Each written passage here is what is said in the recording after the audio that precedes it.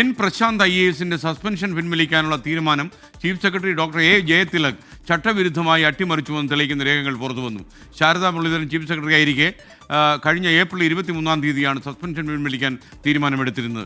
എന്നാൽ ഇത് അട്ടിമറിച്ചുവെന്നതിൻ്റെ തെളിവുകൾ ഇപ്പോൾ പുറത്തുവന്നു. സസ്പെൻഷൻ നീട്ടാൻ കേന്ദ്ര അനുമതി തേടിയതിനും രേഖകളില്ല.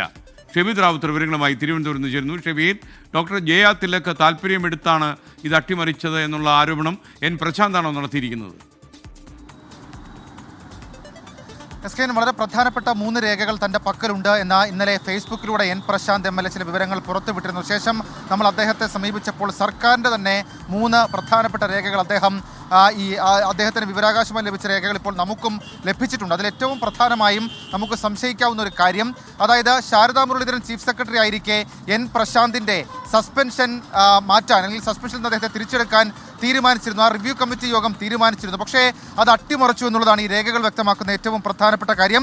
ശാരദാ മുരളീധരൻ ചീഫ് സെക്രട്ടറി ആയിരിക്കുന്ന സമയത്ത് ഒരു റിവ്യൂ കമ്മിറ്റി യോഗം ചേർന്നിരുന്നു. ആ റിവ്യൂ കമ്മിറ്റി യോഗത്തിൽ അതിനുശേഷം പല പരിഷ്കരണങ്ങളും വരുത്തുകയും ചെയ്തിരുന്നു. കഴിഞ്ഞ ഏപ്രിൽ 23-നാണ് പ്രശാന്തിന്റെ സസ്പെൻഷൻ പിൻവലിക്കാൻ റിവ്യൂ കമ്മിറ്റി തീരുമാനമെടുത്തത്. അന്നത്തെ ചീഫ് സെക്രട്ടറി ശാരദാ മുരളീധരൻ അധ്യക്ഷനായ കമ്മിറ്റിയാണ് സസ്പെൻഷൻ പിൻവലിക്കാൻ ശുപാർശ നൽകിയത്. ആഭ്യന്തര വകുപ്പ് അഡീഷണൽ ചീഫ് സെക്രട്ടറിമാരായ ബിശ്വന്ത് സിൻഹയും KR ജ്യോതിലാലുമായിരുന്നു റിവ്യൂ കമ്മിറ്റിയിലെ മറ്റംഗങ്ങൾ. എന്നാൽ ശാരദാ മുരളീധരൻ സ്ഥാനമൊഴിയുകയും ജയതിലക് തൊട്ടു പിന്നാലെ ചീഫ് സെക്രട്ടറി ആവുകയും ചെയ്തു. ഈ എൻ പ്രശാന്ത് ആരോപണം ഉന്നയിച്ചത് ജയതിലകിനെതിരെയാണെന്നതിനാൽ സസ്പെൻഷൻ റിവ്യൂ കമ്മിറ്റിയുടെ തലപ്പത്ത് ജയതിലകിന് പകരം അഡീഷണൽ ചീഫ് സെക്രട്ടറി രാജൻ കോപ്രഗഡയെ സംസ്ഥാന സർക്കാർ ഉൾപ്പെടുത്തിയത്. മുഖ്യമന്ത്രിയുടെ നിർദ്ദേശപ്രകാരമായിരുന്നു ആ തീരുമാനം. എന്നാൽ ആ തീരുമാനവും നടപ്പാക്കിയില്ല എന്നുള്ള കാര്യം ഈ രേഖകളിൽ നിന്ന് വ്യക്തമാണ്. ചീഫ് സെക്രട്ടറിയെ അധികാരമേറ്റ ജയതിലക് സസ്പെൻഷൻ റിവ്യൂ കമ്മിറ്റിയിലെ അംഗങ്ങളുടെ എണ്ണം 2 മതിയെന്ന ഉത്തരവിറക്കിയ ഉത്തരവും നമ്മുടെ പക്കലുണ്ട്.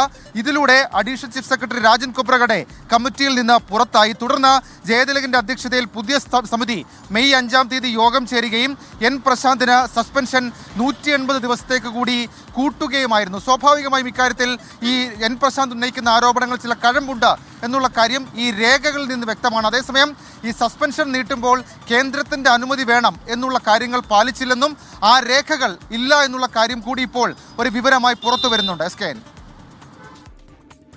Thank you Shabeed Rawther.